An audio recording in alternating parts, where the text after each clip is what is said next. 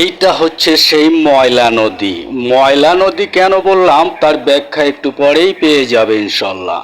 আগে চলো এইটা সম্পর্কে আরো কিছু তথ্য জানা যাক। বন্ধুরা, এইটা ময়লা নদী হলেও এই নদীটা তোমরা অনেকেই চেনো। তোমরা যারা কোনাবাড়ি, গাজীপুর, বাইপাইল, আশুলিয়া, জামগড়া এবং বিশ্ব ইজতেমা করতে কখনো গেছো, তারা অবশ্যই এই নদীটা দেখেছো।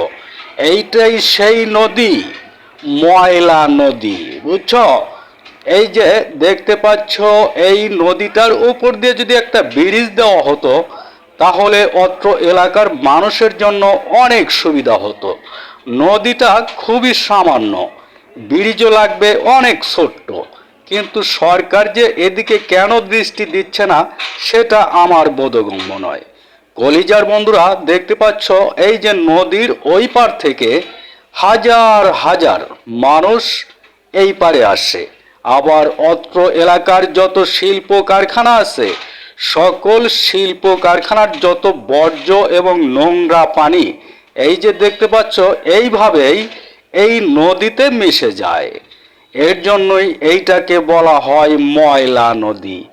এই নদীতে তোমাকে যদি কেউ 500-1000 টাকা দেয় যে একবেলা গোসল করে আসো, তাহলে অবশ্যই তুমি নামবে না, কারণ এইটা এতটাই ময়লা। তারপর নদীটা পার হয়ে চলে গেলাম ওই পারে। এইবার দেখো এই পারের মানুষের জীবন যাপন কেমন। এরা এই আবাদ বসত করে। এই যে দেখতে পাচ্ছ ভুট্টা লাগিয়েছে, শুধুমাত্র ভুট্টা নয়, এরা প্রতিনিয়ত শাক সবজি, বিভিন্ন রকম তরকারি এবং ধান চাষ করে, ভুট্টার চাষ করে, আরও অনেক ধরনের হাঁস মুরগি পালন করে, যেগুলো এই যে এই নৌকা দিয়ে পার হয়ে এই পারে চলে আসে। আসো আরো একটু তোমাদেরকে ঘুরিয়ে ঘুরিয়ে দেখাই। এই দেখো, এই যে সামনে দেখতে পাচ্ছ কচুর শাক। এই যে কচুর শাক আবাদ করেছে, এইগুলা এই নৌকা দিয়ে পার হয়ে ঠিক চৌরাস্তা বাজার, বাইপাইল বাজার এবং বাইপাস বাজার, কোয়াড্ডা বাজার এবং কোনাবাড়ি বাজার, কাশিমপুর বাজার, জামগড়া বাজার, এই সকল বাজারে এইখান থেকে সমস্ত তরকারি, শাকসবজি এগুলো সব এই বাজারগুলোতে, পার্শ্ববর্তী এলাকার সকল বাজারেই এখানকার কৃষকেরা নিয়ে যায় বিক্রি করার জন্য। বন্ধুরা, এই এলাকার মানুষগুলো খুবই ভদ্র এবং ভালো, খুবই পরিশ্রমী মানুষ। এদের জন্য যদি এই নদীটার উপর দিয়ে একটা ব্রিজ করে দেওয়া হতো, অনেক উপকার হতো তাদের এই ফসলাদি বহন করার জন্য, কিন্তু এগুলো তো করছে না কেউ।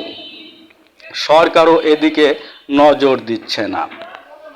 বন্ধুরা, এই দেখতে পাচ্ছ এই যে নদীটার ওই পাশেই, এই পাশ থেকেই দেখা যায়, দেখো অনেক বড় বড় শিল্প কারখানা, যেমন Islam group, standard group, Khaled group, আরও অনেক বড় বড় ফ্যাক্টরি রয়েছে এই নদীটার ওই পাশে। আর এই পাশে হলো একদম গ্রাম, একদম গ্রাম। আর এই দেখো যত রকম ময়লা পানি আছে, যত রকম ফ্যাক্টরির ময়লা পানি আছে, সমস্ত ময়লা এই নদীতেই মিশে যায়। আর সাপ্তাহিক ছুটির দিনে হাজার হাজার লোকজন এইখানে